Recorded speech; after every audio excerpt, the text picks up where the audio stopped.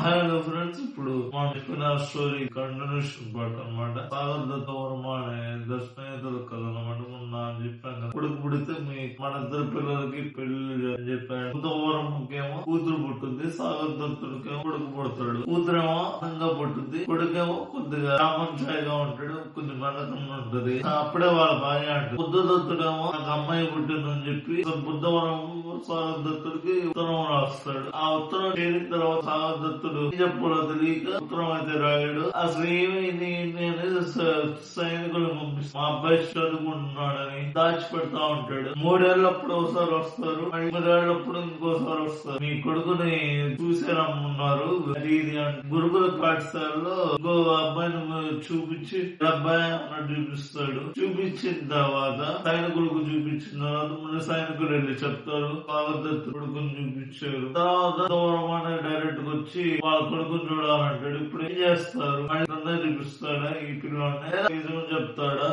ఇదంతా అమ్మాయి తెలిస్తే అమ్మాయి ఎలా రియాక్ట్ అవుతుంది అని చూడాలి ఫ్రెండ్. లైక్ చేయండి, షేర్ చేయండి, సబ్స్క్రైబ్ చేయండి.